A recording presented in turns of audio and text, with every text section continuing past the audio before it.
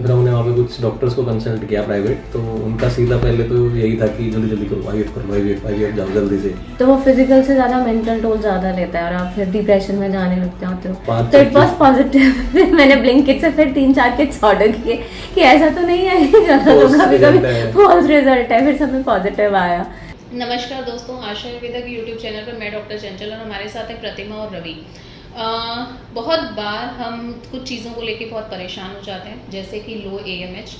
सबसे बड़ा फैक्टर लो AMH में यही होता है कि आपकी एग की क्वालिटी बहुत कॉम्प्रोमाइज़ हो जाती है। लेकिन जब आप एग क्वालिटी पे ठीक से काम करते हैं और आयुर्वेदिक मेडिसिन उसमें एक्चुअली बहुत मार्वलस रिजल्ट्स दिखाती है और वो विद द टाइम पीरियड हमेशा प्रूव होता आया है। चाहे कोई पेशेंट IVF के लिए जा रहा है जिसके पहले एम्ब्रियोज नहीं बने और बाद में विद आयुर्वेदिक ट्रीटमेंट प्रिपरेशन करके वो एम्ब्रियोज बहुत अच्छे डेवलप हो जाते हैं, या फिर जिन लोग बहुत लो AMH के साथ 0.5, 0.4, 0.3 के साथ हमारे पास आते हैं और वो लोग नेचुरली कंसीव करते हैं, उनकी सक्सेस स्टोरीज भी यही बताती हैं। और उसी का एक और प्रूफ है हमारे पास प्रतिमा, जो कि अभी कंसीव हैं और हमारा प्रेगनेंसी जो है वो बहुत अच्छे से सस्टेन कर रहा है। She is in 3rd trimester.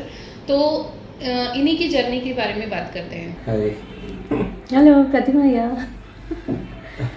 Ravi. So actually हमने शी इज कंसीव, अभी 31st वीक चल रहा है। तो हमारी जर्नी स्टार्ट हुई थी सबसे पहले जब हमने स्टार्ट किया था प्लानिंग, तो हम दोनों को ही इशू निकले थे। मतलब मेरे को भी कुछ था, इनको भी AMH वगैरह इधर उधर हो रखा था। तो फिर हमने वहाँ पे कुछ डॉक्टर्स को कंसल्ट किया प्राइवेट, तो उनका सीधा पहले तो यही था कि जल्दी जल्दी करो, IVF जाओ जल्दी से, क्योंकि वो बहुत कम आया था AMH।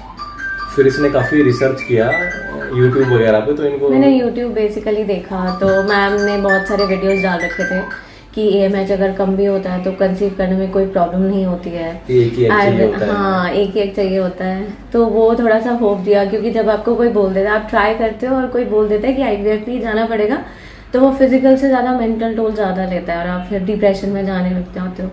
तो फिर मैम से अपॉइंटमेंट लिया यूट्यूब पे वीडियोस देखने के बाद में। फिर मैम इतना होपफुल थे कि हम मेंटली, उन्होंने बहुत ज़्यादा सपोर्ट किया कि नहीं कोई बात नहीं, एक एग चाहिए होता है। नहीं, मेरा फर्स्ट क्वेश्चन ही ये था उनसे कि IVF जाना पड़ेगा क्या, हम यहाँ चले जाए क्या। तो उन्होंने हमें रिपोर्ट दिखाई, क्योंकि वो अच्छी नहीं थी बिल्कुल उस टाइम पे, क्योंकि तो उन्होंने तो सीधा ही कहा कि IVF, बोला कि मैं तो गुड हूँ इस रिपोर्ट से भी, मतलब कोई दिक्कत नहीं है। मेडिसिन खाओ, बोला कोई है ही नहीं, मतलब ऐसा कुछ था ही नहीं कि IVF जाना है, कुछ जाना है। तो मेरे को आज भी वो दिन याद है, मैं मैम के पास आया था, तो मैम बोले कि मैंने कहा कि उसके पहले भी पीरियड्स लेट हुए थे इसके, और नेक्स्ट मंथ भी लेट हुए, बैलेंस हो गया तो था। नेक्स्ट मंथ जब भी दवाई खा रही थी तो नेक्स्ट मंथ भी पीरियड लेट हुए। तो मैम बोली चेक करो। मैंने कहा कुछ नहीं मिलेगा मैडम, आप दवाई लिख दो। लाइक हो ही नहीं सकता, हम तो इतना मतलब सीरियस भी नहीं थे कि चलो ठीक है हो जाएगा। नहीं मैम वाज होपफुल कि नहीं टेस्ट करो। उसके बाद बोला कि नहीं तो ये दवाई नहीं लिखेंगे क्योंकि दवाई चेंज होगी। बट मैं बोला कि नहीं मैम आप 1 मंथ की दे दो। तो मैं उसके फिर घर गया, इसने टेस्ट किया, वो पॉजिटिव आया। और वो भी कोइंसिडेंटली नेक्स्ट डे करवा चौथ था, मैं सारी प्रिपरेशंस में लगी हुई थी, तो मैंने कहा चलो एक बार टेस्ट कर ही लेते हैं, क्या पता 2-3 महीने से पीरियड्स लेट आ रहे हैं, क्या पता मैम का मान लेते हैं कि शायद कंसीव हो गया होगा।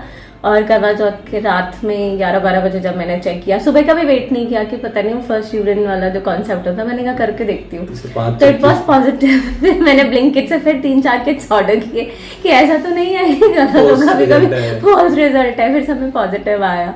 फिर मैम की बात सही निकली, कंसीव हो गया था। फिर मेरे हस्बैंड आए, फिर मेडिसिन चेंज की। मैम ने बोला देखो मैंने बोला था ना कि कंसीव हो गया होगा। जर्नी बहुत पोलाइट थी, बहुत ही अच्छे। हाँ, मतलब मैम हमसे ज्यादा मैम होपफुल थे कि नहीं हो जाएगा, कोई चिंता मत करो, एक्स्ट्रा प्रेशर मत लो, सब हो जाता है।